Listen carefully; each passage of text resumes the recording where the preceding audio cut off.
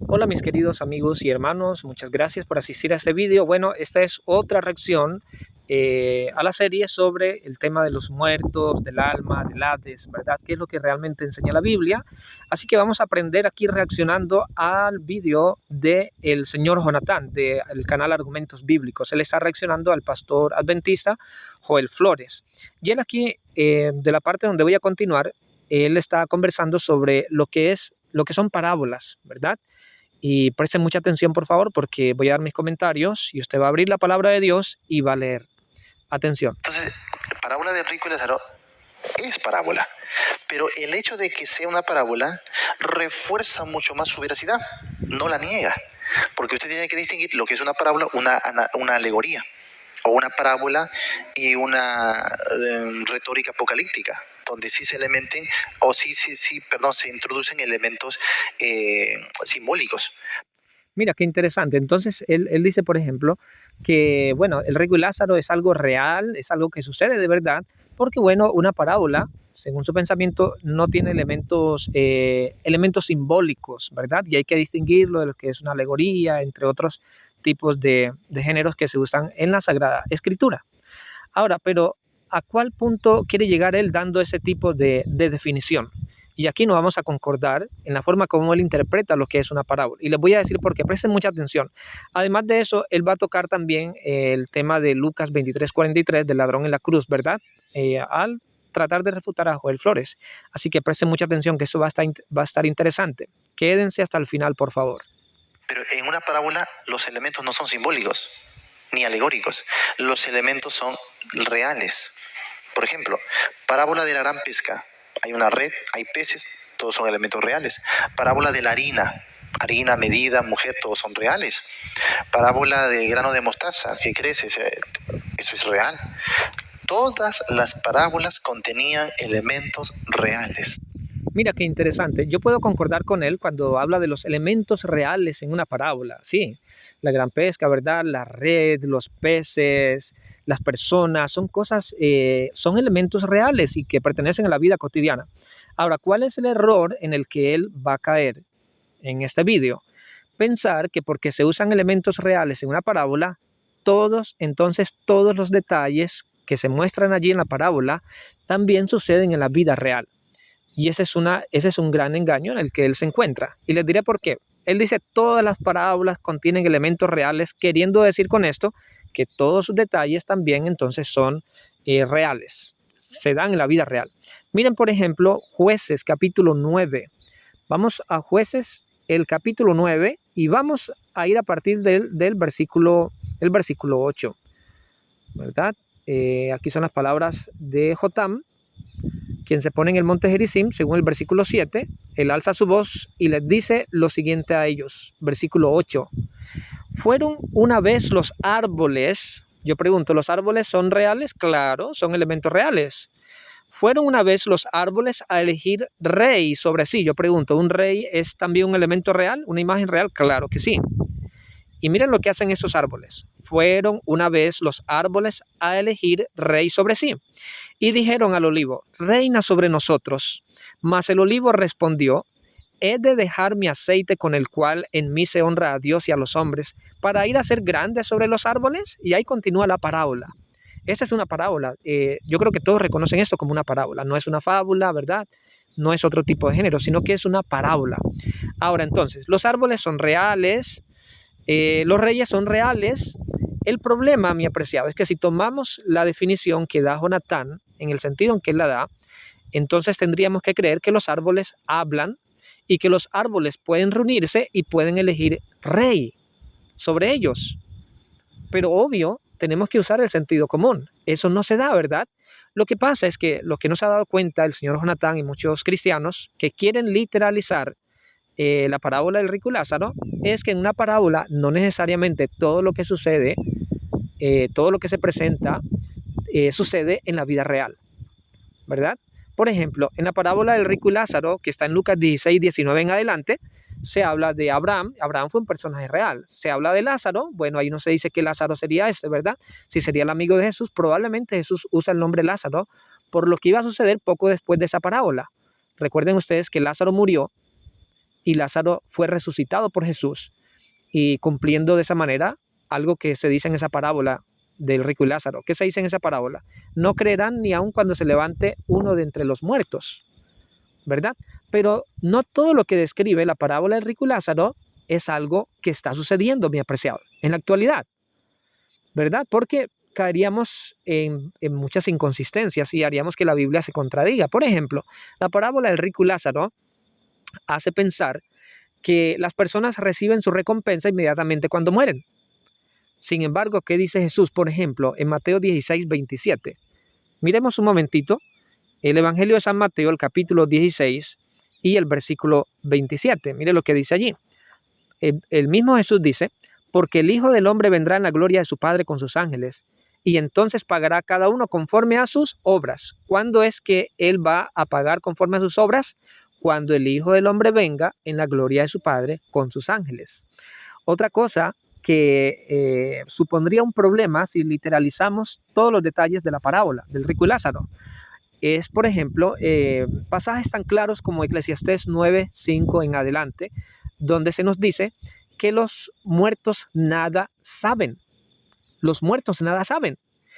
Daniel 12, San Juan 11 nos dice que ellos están durmiendo, tanto justos como impíos están durmiendo. Entonces, miren todos los problemas en que nosotros nos meteríamos. Pero alguno dirá, por ejemplo, ¿pero por qué aparecen conversando allí? Es que eso se puede dar en una parábola. Cosas que no suceden en la vida real, sí suceden en una parábola. Por ejemplo, el caso de la parábola de jueces que leímos, ¿verdad? Capítulo 9.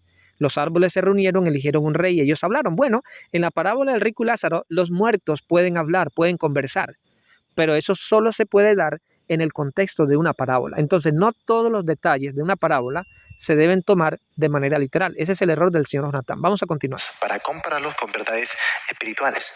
Entonces, cuando Jesús usa como ejemplo el Seol, el lugar de tormento, el seno de Abraham, son elementos reales. Entonces noten, esa era la conclusión a la que quería llegar el señor Jonathan. El Seol, ¿verdad? Entre los otros elementos que él menciona, el Hades, dice, son elementos reales. Ahora, yo no tendría problemas en creer que son elementos reales, solo que no con el pensamiento griego, que es el que tiene aquí el señor Jonathan, porque él le va a dar una connotación al Seol, una connotación al Hades, ¿verdad? Como un lugar de tormento, un lugar, una región donde van las almas de las personas, de los difuntos, ¿verdad? Con ese estilo griego. Pero cuando buscamos en la escritura como tal, nunca vamos a encontrar que se nos dé ese tipo de definición en la escritura. El Seol y el Hades es simplemente el lugar de los muertos, donde van las personas que mueren, ¿verdad? Allí están sepultadas. Y allí fue Jesús cuando murió. Pero sigamos porque eso está siempre extenso. ¿Los está usando para qué? Para llevarlos a una verdad espiritual, que luego al final Él da. Entonces no está usando elementos fantasiosos. Y además, ¿para qué usaría algo que va a traer una mala comprensión de la supuesta doctrina que ellos dicen? ¿No? Bueno, pero si ese fuera un argumento para decir que todo lo que dice Lucas 16:19 en adelante, la parábola del rico y Lázaro, entonces yo también podría decir lo mismo con respecto a Jueces capítulo 9, la parábola de los árboles que eligen un rey, ¿verdad? ¿Para qué escribir una parábola? ¿Para qué plasmar en la escritura inspirada una parábola? Algo que puede crear confusión en la mente de las personas, ¿verdad? ¿Será que hay árboles que hablan y eligen reyes? Claro que no, obvio que no. Entonces Jesús sabía a quién le estaba transmitiendo su mensaje. Jesús tenía una mentalidad semítica, ¿verdad? Una mentalidad semita. Jesús tenía la mentalidad hebrea. Jesús estaba de acuerdo con las enseñanzas del Antiguo Testamento. Recordemos que Él vino a enseñar la ley, la vino a cumplir. Así que Jesús no iba a introducir una enseñanza novedosa y contraria a lo que enseñaba el Antiguo Testamento al decir que los muertos nada saben, por ejemplo, ¿no? Entonces tengamos mucho cuidado con eso porque ese tipo de lógica no sirve para una buena interpretación. No, él tiene que dar algo que ya era conocido. Por ejemplo, esto del Seol, ya esto del lugar de reposo o el seno de Abraham, eran elementos conocidos para ellos. No es que Jesús lo está inventando y no lo trae de la filosofía griega. En esta teología judía, en esta teología de las personas que están escuchando, ya creían en eso y eso viene del Antiguo Testamento. Entonces, ¿qué cosa viene del Antiguo Testamento? ¿Será que del Antiguo Testamento viene la idea de que la persona muere y tiene un alma que va al Seol, o sea, tiene un fantasma que sale del cuerpo que va a un Seol, que es un lugar de tormento, o a un Hades, que es un lugar de tormento. Obvio que lo que Jesús habla en la parábola, el rico y Lázaro, no era algo nuevo, ya ellos conocían la parábola.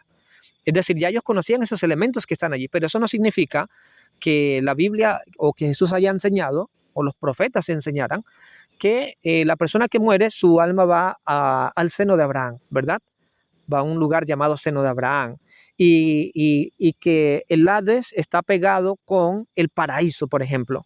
La Biblia no enseña eso en ningún lugar. ¿Qué texto bíblico podría dar el señor Jonatán para enseñar que el Hades y el paraíso están juntitos? Él únicamente se puede apegar a la parábola aquí del rico y Lázaro, pero una parábola puede reflejar también una creencia que tiene un grupo de personas y no necesariamente va a reflejar lo que la Biblia está enseñando.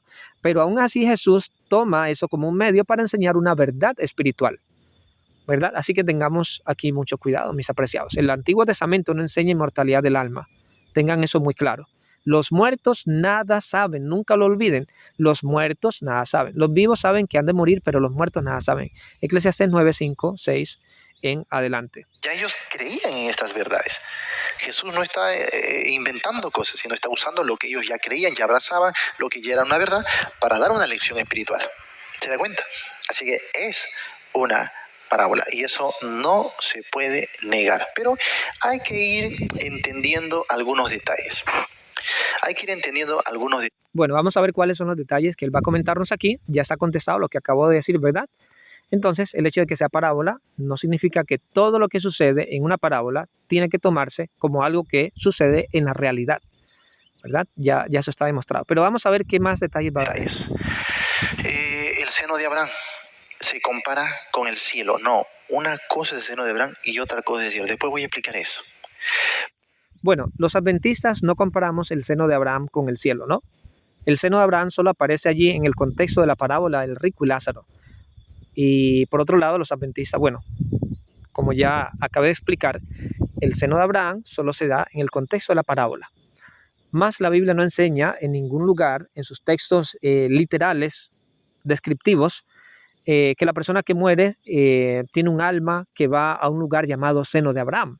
Al contrario, si nosotros tenemos en cuenta Daniel 12 y otros textos de la Escritura como San Juan capítulo 5, ¿verdad? Los muertos van a levantarse de su sueño del polvo de la tierra, dice.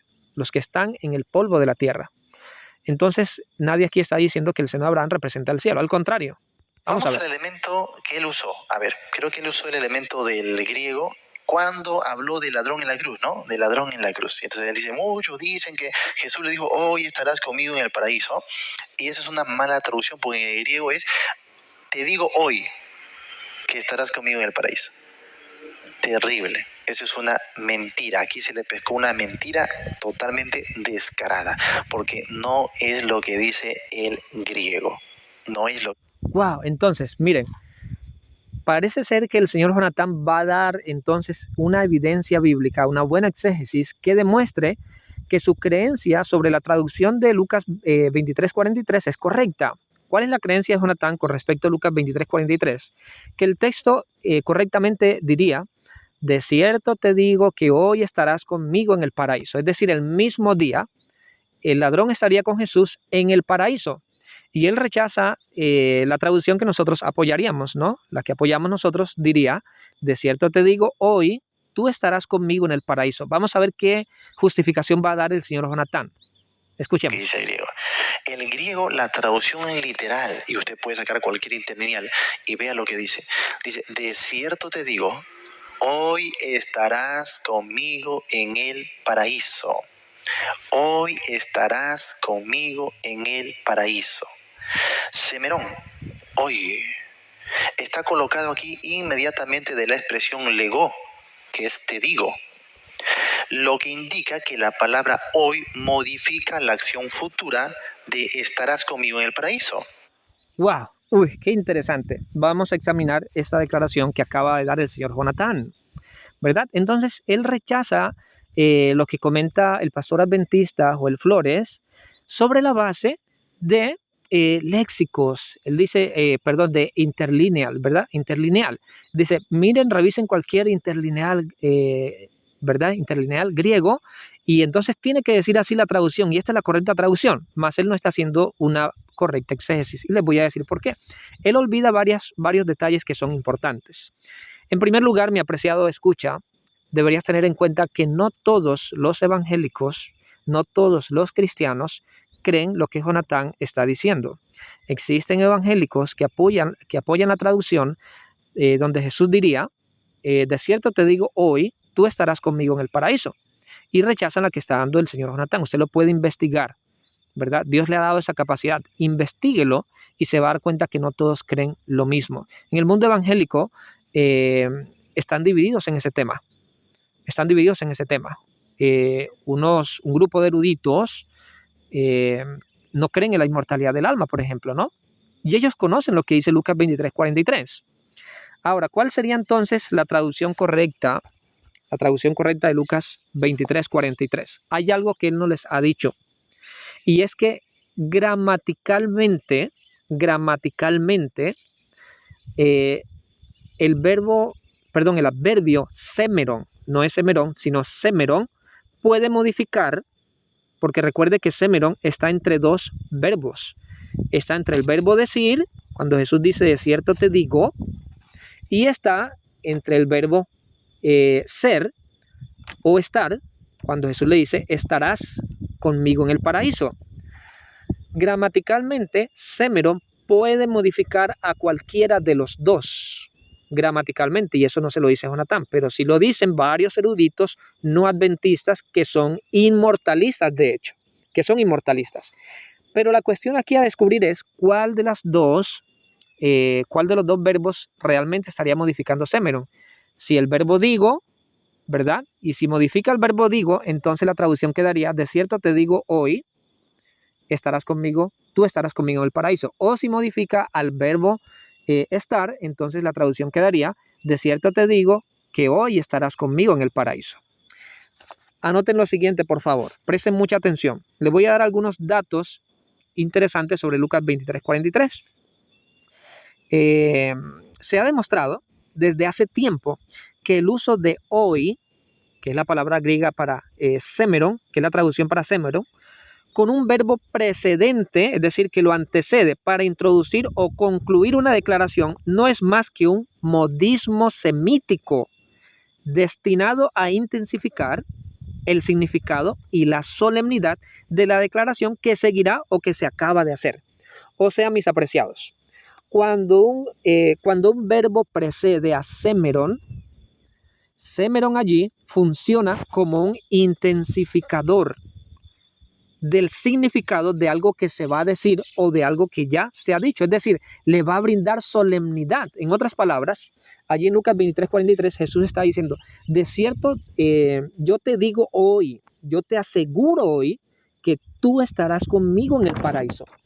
Y algunos van a decir, bueno, pero ¿cómo se apoyaría entonces esa explicación que acabo de dar, verdad? ¿Cómo apoyaría, hermano Javier, la explicación que acaba de dar con la misma escritura? Bueno, ya les voy a dar varios textos bíblicos y usted se va a dar cuenta que Lucas está usando un modismo semítico.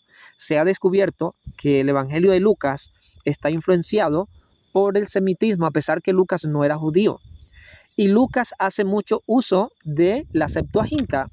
Y la Septuaginta tiene cosas interesantes que arrojan luz sobre Lucas 23:43.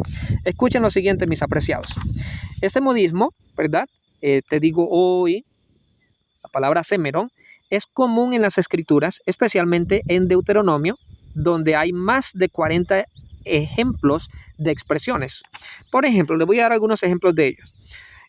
Deuteronomios, porque especialmente encontramos eso en Deuteronomio. Deuteronomios 4 y versículo 1. Yo te enseño hoy, ¿verdad? Ese hoy allí funciona como un intensificador de lo que Dios ya dijo o de lo que va a decir. Número 2. Deuteronomios capítulo 11 y versículo 26. Yo pongo delante de ti hoy. Yo pongo delante de ti hoy. Número 3. Deuteronomios capítulo 28 y versículo 13. Yo te doy o te ordeno hoy, ¿verdad? yo te ordeno hoy, es decir, sigue estas palabras que yo te ordeno hoy. Otro, Deuteronomios capítulo 6, versículo 6, y también lo va a encontrar en capítulo 7, versículo 11, también el capítulo 12 y versículo 32, donde dice, yo te mando hoy, ¿verdad? Yo te mando hoy. Vamos un momentito. Yo sé que usted quiere ver la evidencia con sus propios ojos. Vamos a Deuteronomios. Deuteronomios, el capítulo 6 y el versículo 6. Note lo que dice aquí en la Reina Valera del 60. Usted puede consultarlo en otras versiones. Y estas palabras que yo te mando hoy estarán sobre tu corazón. Note, estas palabras que yo te mando hoy estarán sobre tu corazón. Entonces, ese adverbio hoy funciona como un intensificador para darle solemnidad, para darle fuerza a la declaración que se dijo o que se va a decir. Les voy a dar aquí otro ejemplo, capítulo 7 y el versículo 11. Note el capítulo 7 y el versículo 11. Guarda por tanto los mandamientos, estatutos y decretos que yo te mando hoy que cumplas. Note, siempre usando la palabra hoy como un intensificador. Ahora, vamos a otro texto más, el capítulo 8 y el versículo 19. Aquí está, Deuteronomios 8:19. Mas si llegares a olvidarte de Jehová tu Dios y anduvieres en pos de dioses ajenos y les sirvieres y a ellos te inclinares, yo lo afirmo hoy contra vosotros, que de cierto pereceréis. Entonces dice Jonatán, ¿qué sentido tiene que él diga, te digo hoy? Es que esa es una costumbre semítica, es de pensamiento semítico, es una frase, es un modismo semítico, mis apreciados, que ya provenía obviamente del Antiguo Testamento, especialmente del libro de Deuteronomios. Mira, por ejemplo, el capítulo 30 y el versículo 18. Vamos un momentito a Deuteronomios, el capítulo 30. Esto es Biblia, mis apreciados. Esto es Biblia. Dejemos que la Biblia sola hable. Capítulo 30 y versículo 18. Yo os protesto hoy, que de cierto pereceréis. No prolongaréis vuestros días sobre la tierra a donde vais, pasando el Jordán para entrar en posesión de ella. Yo os protesto hoy. ¿No se les parece eso a la declaración de Lucas 23:43? Yo te digo hoy, de cierto te digo hoy, tú estarás conmigo en el paraíso. Entonces él dice que no, que se le pescó una mentira al pastor Joel Flores.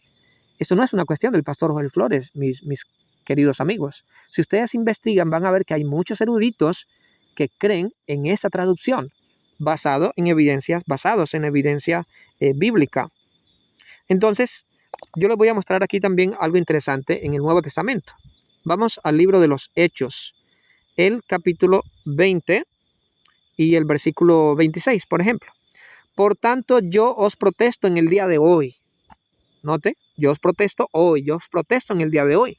Pensamiento semítico, que estoy limpio de la sangre de todos. ¿Qué necesidad habría que aquí el escritor dijera, que esta persona que habla aquí, ¿verdad? En el versículo 26 dijera, yo os protesto hoy, ¿no?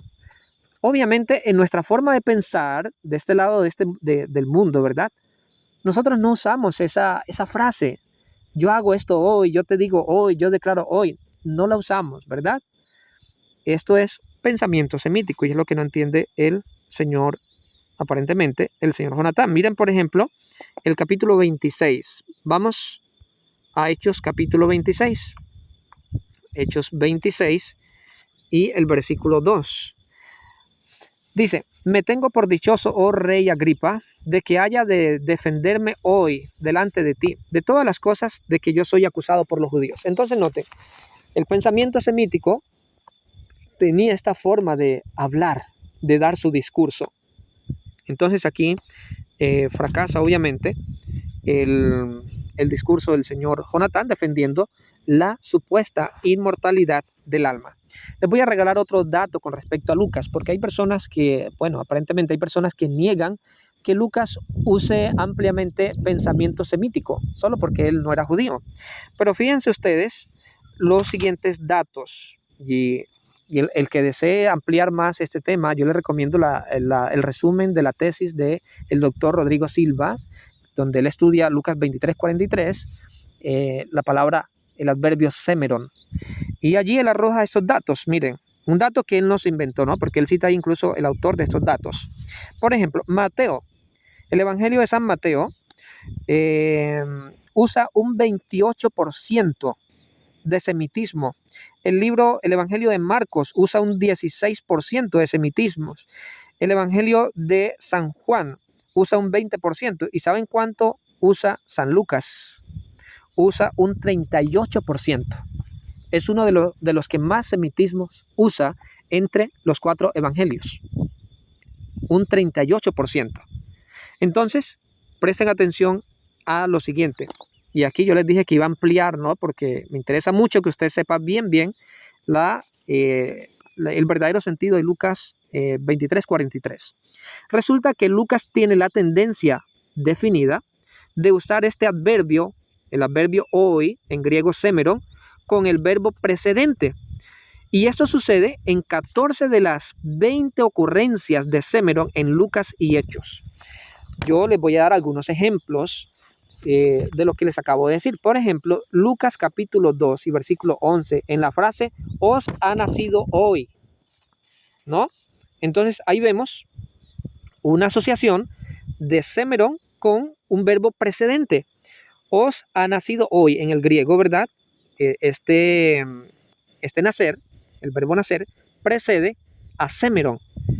Y obviamente el adverbio hoy está modificando al verbo nacer. Otro ejemplo, Lucas 5:26. Hemos visto maravillas hoy. De nuevo, allí el verbo, el adverbio semeron modifica a este verbo allí, ¿verdad? Hemos, ¿no? Hemos visto maravillas hoy. El capítulo 12 y el versículo 28. La hierba que hoy está en el campo. Nuevamente, un verbo precedente modificado por semeron. El capítulo 13 y versículos 32 y 33. Dice así, hago curaciones hoy. Hago curaciones hoy. De nuevo, un verbo precedente modificado por el semeron. Es necesario que hoy, ¿verdad? Dice, es necesario que hoy. Nuevamente, un verbo estar, o es, sí, es ser o estar, modificado por el adverbio semeron. El capítulo 2 y el versículo 34. El gallo no cantará hoy, ¿verdad? Capítulo 22, vamos, si usted quiere, vamos rápidamente.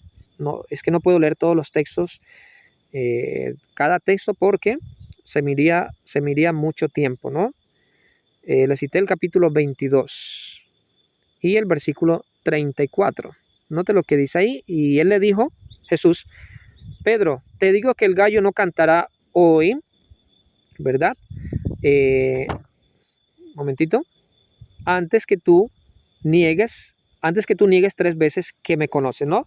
Entonces, el verbo modificando o siendo modificado por el adverbio.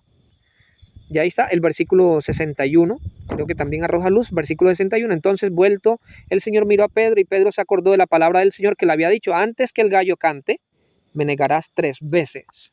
Aunque aquí también hay una diferencia, ¿no? Porque el doctor Rodrigo Silva, por ejemplo, dice, y creo yo que con mucha propiedad, que ese hoy modificaría el verbo siguiente, así que allí no tendría ningún problema. Entonces alguien dirá, bueno, pero si hay ejemplos donde semeron modifique al verbo siguiente y no al verbo anterior, entonces eso derribaría nuestra tesis, la tesis que sostenemos los adventistas, pero no. ¿Y saben por qué? Porque en la mayoría de las ocurrencias de semeron modifica al verbo anterior y no al siguiente. Y esto sucede unas 14 veces y solamente 5 veces semeron está modificando al siguiente verbo. Y eso, que esas 5 veces quedan en un plano de discusión, quedan en discusión abierta. Entonces, mis apreciados, aquí tenemos el problema de la interpretación de Jonatán. Él dice que aquí se le pescó una mentira al pastor Joel Flores, pero la mentira aquí ya la estaría diciendo el señor Jonatán, ¿verdad? El señor Jonatán. Pero sigamos escuchando. Y no el momento en que Jesús está hablando. Cuando ellos confunden el término paraíso con el cielo, el tercer cielo. Pero vamos a regresar un momentito porque él dijo algo sobre semeron, que porque semeron está al lado del ego, entonces eso significaría, según él, que Semeron modificaría al verbo estar, que habla en futuro, pero eso es falso. Vamos un momentito a regresar. Colocado aquí inmediatamente de la expresión legó, que es te digo, lo que indica que la palabra hoy modifica la acción futura de estarás conmigo en el paraíso. Eso es mentira, señores. Eso es totalmente falso. Es más bien todo lo contrario. El hecho de que Semeron esté al lado de, inmediatamente después de legó, ya es una indicación de que Semeron está modificando a legó, porque legó es el verbo más cercano a Semeron allí. Legó es el verbo más cercano, en cambio, el verbo en futuro, estar, está alejado. Miren, vamos a verlo para aquellos que pueden ver, entender más o menos el griego, los que lo están estudiando como yo, ¿verdad? Vamos a verlo directamente. Lucas capítulo 23 y versículo 43. Vamos a abrir aquí la aplicación. Versículo 43. Si usted nota, mi apreciado. Y dijo a él, amén, ¿verdad? Amén, que se traduce como desierto. Amén, a ti te digo o estoy diciendo hoy, conmigo estarás en el paraíso. Entonces noten, debajito de las letras verdes donde dice y dijo a él, allí dice kai eipen auto, amén soy lego. ¿Y cuál es la palabra que viene inmediatamente después de lego? Semeron. Aquí se la voy a subrayar, aquí está Semeron al lado de lego, ¿verdad? O lego, ¿no? Noten, y noten dónde está el verbo en futuro estar. El verbo estar en futuro está alejado, porque primero viene una conjunción que es med, ¿verdad? Y luego viene un pronombre personal que es emu, ¿verdad? Y finalmente viene ese, o sea, estar en futuro. Entonces en el griego dice kai eipenauto, amén soy lego, semeron metemu ese. Entonces no es verdad, a mí me encantaría que el señor Jonathan hubiese redundado más sobre este punto. Lamentablemente él salta inmediatamente a otros puntos de su interpretación, ¿verdad? Con respecto a otros textos bíblicos. Pero entonces vemos que aquí se le derrumba su argumento. Yo no creo que el señor Jonathan ni ningún otro personaje que inmortalista pueda refutar los textos bíblicos que di, explicando por qué se debe creer que Lucas 23:43 debería entenderse como que ese día Jesús le hizo la promesa al ladrón que un día estaría con él en el paraíso y no en ese mismo día. Aparte de que Jesús, cuando muere, fue a la tumba y al tercer día recién se levanta y le dice a María, no he subido a mi Padre aún. Es decir, Jesús no subió a los cielos. Yo sé que Jonathan va a comentar eso, pero vamos a prestar atención, vamos a esperar que lo comente. Y no el momento en que Jesús está hablando. Cuando ellos confunden el término paraíso con el cielo, el tercer... Ahora, él dice que nosotros confundimos el término paraíso con el cielo. No es que nosotros lo confundamos. Permítame y se lo voy a mostrar con la Biblia, ¿no? El término paraíso se refiere al tercer cielo, mis apreciados. El término paraíso. Vamos, por ejemplo, a 2 de Corintios, el capítulo 12. Vamos un momentito. 2 de Corintios, el capítulo 12 y el versículo 4. Vamos a ver si el apóstol Pablo también estaba confundido. Note lo que él dice, que fue arrebatado al paraíso, donde oyó palabras inefables que no le es dado al hombre expresar. Bueno, pero allí no lo dice tan completo, vamos desde arriba. Versículo 2. Conozco a un hombre en Cristo que hace 14 años. Y dice Pablo, si en el cuerpo no lo sé, si fuera del cuerpo, o sea, en visión, esta es una expresión para referirse a las visiones que una persona entraba, de si en el cuerpo no lo sé, si fuera del cuerpo no lo sé, Dios lo sabe. Fue arrebatado ¿hasta dónde? Hasta el tercer cielo. Versículo 3. Y conozco al tal hombre, si en el cuerpo o fuera del cuerpo no lo sé, Dios lo sabe, dice él, que fue arrebatado al paraíso. Entonces, ¿a dónde fue arrebatado? Según el versículo 4, al paraíso. Según el versículo 2, fue arrebatado al tercer cielo. Entonces yo pregunto, ¿estamos confundidos los adventistas? ¿Está confundido el pastor Joel Flores? ¿Está confundido el apóstol Pablo? Pablo es el que ubica el paraíso en el tercer cielo. Y es Jonatán el que ubica el paraíso subterráneo. La Biblia nunca enseña eso, mi apreciado amigo. Nunca lo enseña. Eso lo enseña el señor Jonatán. Y por eso no estamos de acuerdo, porque no es bíblico en ese punto. Cielo. Entonces dice, no, pero mira, cuando Jesús murió y luego resucitó, le dijo a la mujer, todavía no he subido a mi Padre, entonces no fue al cielo. Así que no pudo estar con el ladrón en ese mismo día que murió, porque hasta el tercer día él está diciendo, recién voy a subir a mi Padre. Entonces, mire, ¿no le parece claro el argumento que él está repitiendo de los adventistas, verdad? Es lógico, mis apreciados. Si Jesús resucita el tercer día, se levanta de la tumba y le dice a María, no he subido a mi Padre, y según Pablo, el paraíso está en el tercer cielo, ¿dónde está el Padre? Entonces no es lógico pensar que si él no había subido todavía el tercer día a su Padre, entonces el ladrón no estuvo con Jesús el día que murió, el día que murieron. Es lógico, pero ustedes van a ver cómo algo tan lógico y tan coherente puede ser torcido por la mente humana. Vamos a ver. Pero hay un problema, porque el término paraíso no se refiere exclusivamente al tercer cielo. El término paraíso se usa para describir más bien una paraíso. En Ezequiel dice que era el paraíso. Oye. Lamentablemente allí se cortó el vídeo, no lo corté yo, está así, ¿no? Simplemente lo descargué, así se encuentra, supongo que así está en el canal del señor Jonatán, ¿no? Pero entonces él dice que paraíso no se refiere exclusivamente a lo que está en el tercer cielo, ¿verdad? Si mal no lo escuché, ¿no? Pero ahora, ¿podría él demostrar si el Nuevo Testamento usa paraíso en otro sentido, que no sea el tercer cielo? ¿Será que sí? Yo no lo creo. No. Miren que ya les di 2 Corintios capítulo 2 y versículo 4. Ahora les voy a dar Apocalipsis capítulo 2 y versículo 7.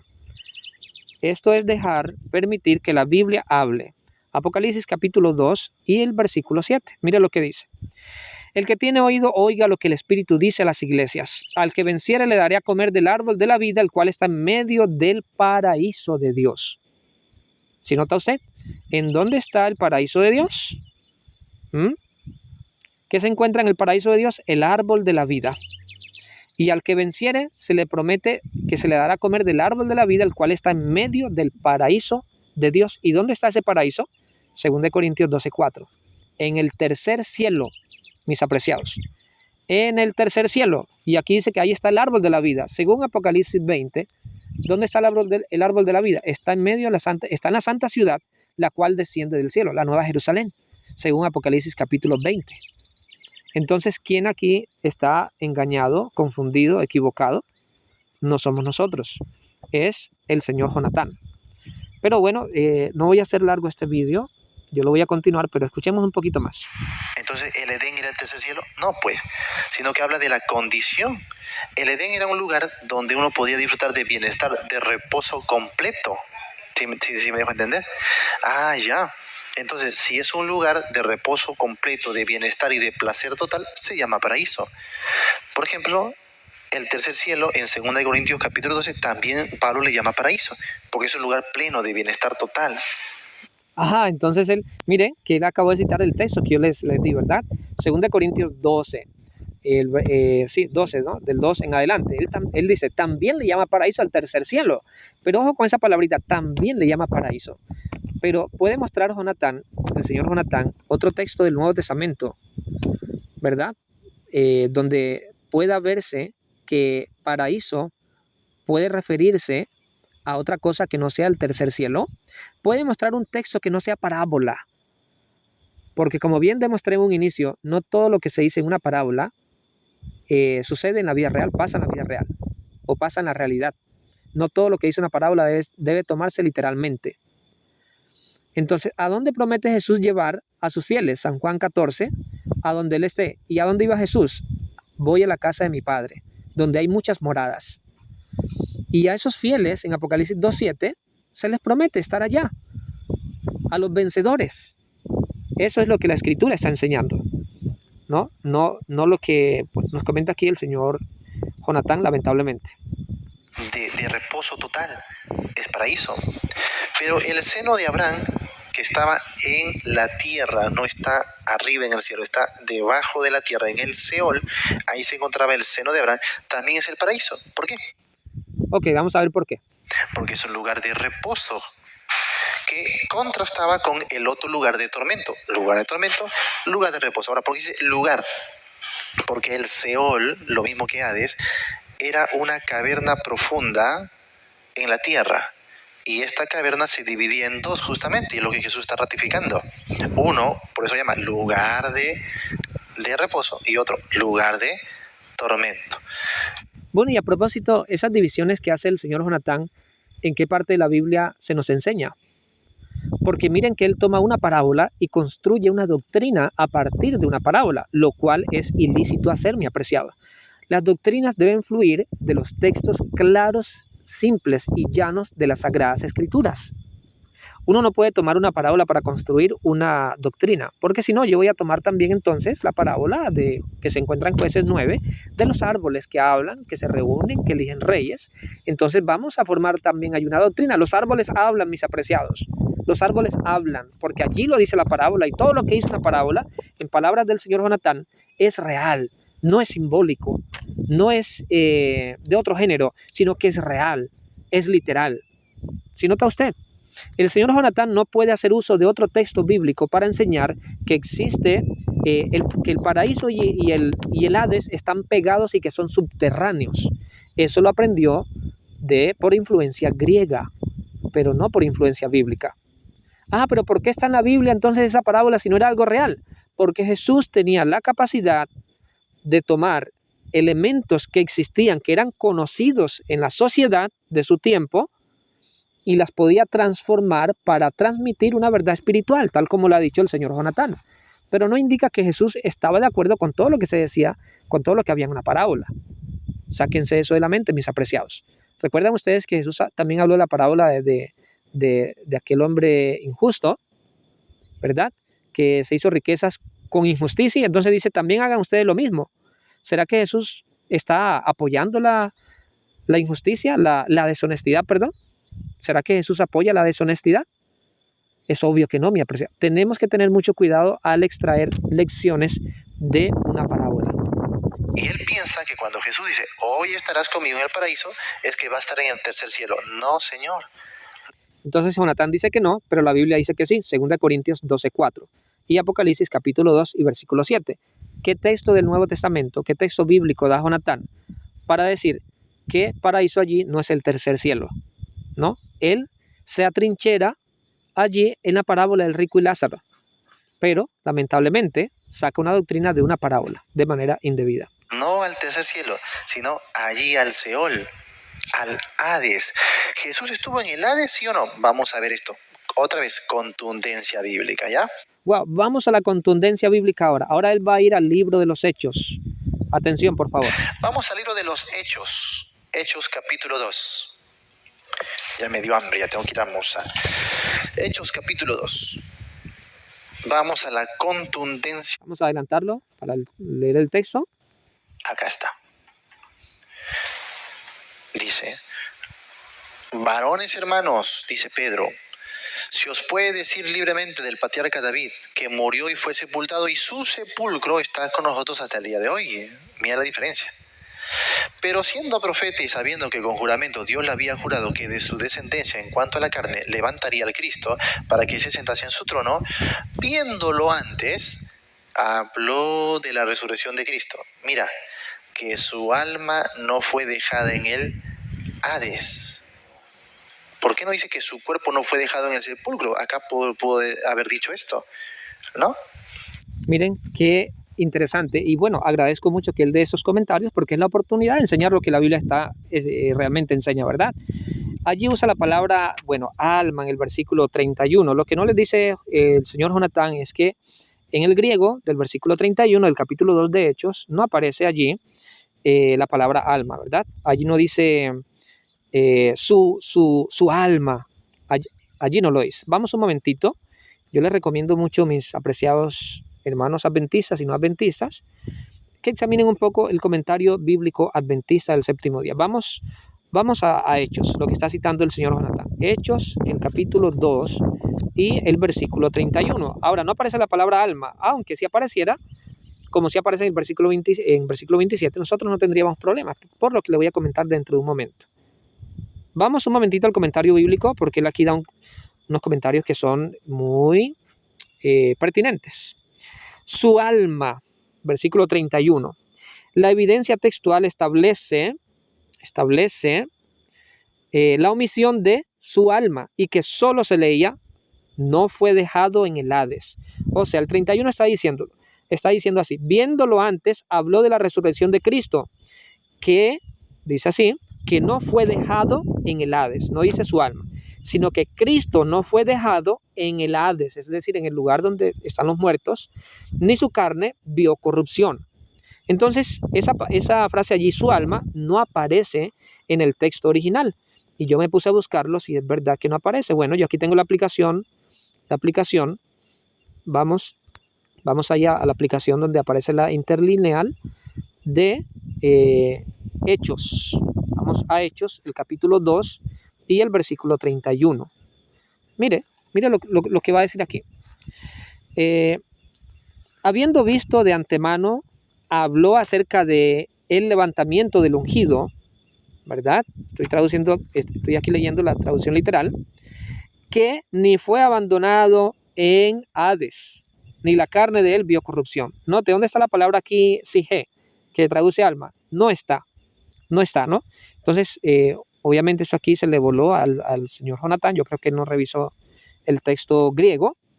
Pero bueno, vamos a ver algo interesante. En el versículo 27 sí se usa la palabra alma, pero vamos a establecer aquí una comparación entre el versículo 27 y el versículo 31 para que usted vea lo que sería alma, lo que significa ese texto, ¿no? Versículo 27. Porque no dejarás mi alma en el Hades, ni permitirás que tu santo vea corrupción. Nota el versículo 31. Que su alma no fue dejada. Recuerde que el versículo 31 no tiene la palabra alma, sino que habla de Cristo cuando fue resucitado. Habló de la resurrección de Cristo, que él no fue dejado en el Hades. Entonces note, no dejarás mi alma, versículo 31 corresponde a no fue dejado en el Hades, no dejarás mi alma en el Hades. Versículo 27. Segunda parte del versículo 27, ni permitirás que tu santo vea corrupción. Corresponde a la siguiente parte del versículo 31, la última parte que dice, ni su carne vio corrupción. Note, santo, carne. El santo no vería corrupción, su carne no vería corrupción. Entonces lo que está haciendo ahí en el versículo 27 y el versículo 31 es repetir en la segunda frase lo que ha dicho en la primera frase. Porque no dejarás mi alma en el Hades, ni permitirás que tu santo vea corrupción. ¿No? Alma y santo vienen siendo lo mismo, se refiere a Cristo, a la persona de Cristo. Ahora, lo otro es que ya he tocado en vídeos anteriores, reaccionando a este mismo vídeo del señor Jonathan. Recuerde usted que la Biblia, cuando habla de nefesh, que algunas versiones traducen como alma, nefesh no se refiere nunca en el Antiguo Testamento ni en el Nuevo Testamento. El griego sige, que traduce también como alma a veces, ¿verdad? Nunca se refiere a un fantasma que sale del cuerpo de una persona que ha muerto. Nunca. Y yo creo que eso es suficiente para derrotar aquí el argumento del señor Jonathan. Porque él tendría que mostrar un texto bíblico, uno o más textos, pero con uno bastaría, donde alma se refiere a un fantasma separado del cuerpo de la persona. Eso él no lo ha demostrado, así que tenga mucho cuidado, por favor. Jesús murió y fue sepultado. ¿Dónde fue sepultado? Él fue al Seol, él fue al Hades, porque el Seol y Hades es lo mismo que el lugar donde van los muertos. Miren, les voy a mostrar algo aquí interesante. Vamos de nuevo, antes que se me escape. Note usted que el versículo 31, habla de que su santo, su carne no vería corrupción, ¿verdad? Y el versículo 27 dice que tu santo no vea corrupción. ¿De qué cita está extrayendo Lucas esa frase allí, ese texto, ese versículo? Se está citando el Salmos 16 y el versículo 9. ¿Usted quiere ir conmigo al Salmo 16 y versículo 9? Es una cita literal de allá. Vamos a los Salmos. Salmos, capítulo 16 y el versículo 9. Vamos a Salmo 16, 9. Dice, se alegró por tanto mi corazón y se gozó mi alma. Mi carne también reposará confiadamente. Entonces, alma y carne viene siendo lo mismo, es sinónimo. Versículo 10, porque no dejarás mi alma ¿en dónde? En el Seol, ni permitirás que tu santo vea corrupción. Ahora, ¿qué hay ahí de la palabra corrupción, mis apreciados amigos? ¿Qué hay ahí de la palabra corrupción? En el Antiguo Testamento, bueno, aquí se traduce al español como corrupción, pero en el Antiguo Testamento, en el hebreo, van a ver ustedes de qué palabra hebrea viene esa frase allí, ¿verdad? Esa palabra, ese término, corrupción. Vamos al Salmo, vamos a la interlineal, Salmos capítulo 16 y el versículo 10. Salmos 16, 10. Dice, pues no abandonarás mi alma en el Seol, ni entregarás a tu piadoso, para ver fosa. Lo que traduce en el Nuevo Testamento, que en realidad viene como influencia de la Septuaginta, que se traduce como corrupción, en el hebreo viene de el hebreo shahat. Aquí lo señalo, ¿verdad? Aquí está la transliteración, shahat, y se traduce como fosa, literalmente. Shahat es fosa. ¿A dónde van los muertos, mis apreciados? Es lo mismo que Seol, es lo mismo que Hades, es lo mismo que sepulcro. Una fosa no es un lugar de tormento donde hay personas quemándose, etcétera, etcétera, ¿no?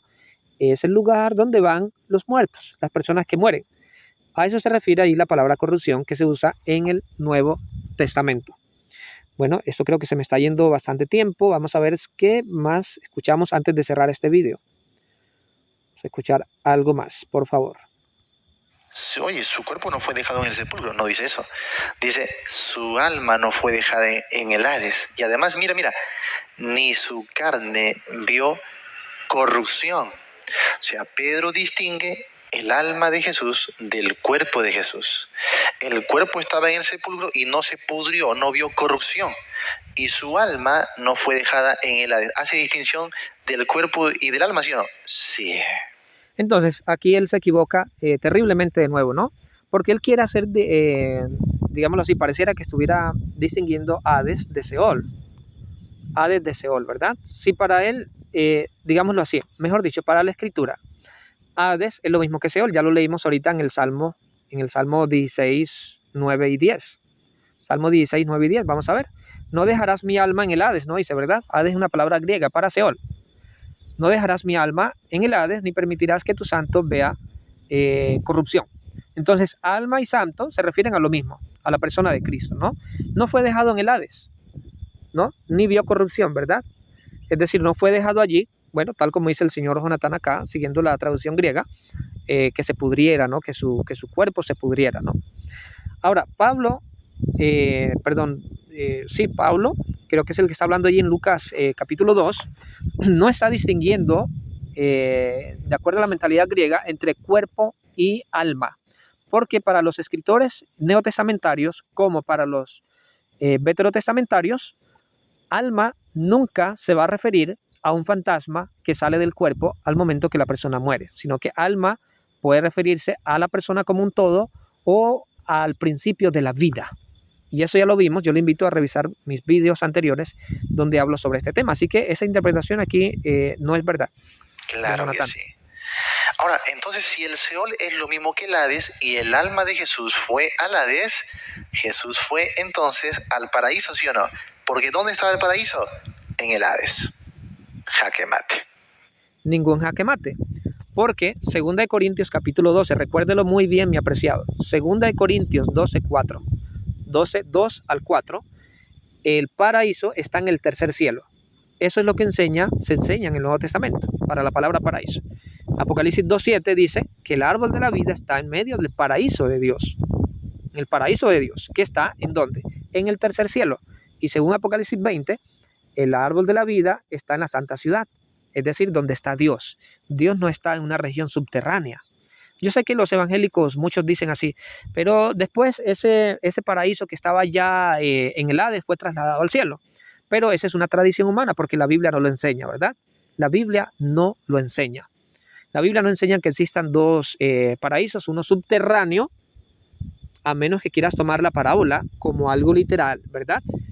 ¿Y por qué tomarías como literal solamente lo que está allí en Lucas 16, 19 en adelante y no todo? Porque recuerden, mis apreciados hermanos, que hay muchos cristianos evangélicos que toman una parte literal y otra parte como no literal, ¿verdad? Entonces Jesús, para Jonatán, cuando murió, él no estuvo en la tumba, él no estuvo en el sepulcro allí muerto, dormido, sino que fue allá a un Hades, ¿verdad? Fue a un Hades y después Dios lo sacó de allá. Entonces Jesús iría con el ladrón allá a ese Hades. Mas la Biblia dice que los muertos nada saben, que están durmiendo en el polvo de la tierra. La Biblia nunca dice que el cuerpo está durmiendo en el polvo de la tierra y que el alma está en otro lugar. No, los muertos, las personas que mueren, están en el polvo de la tierra.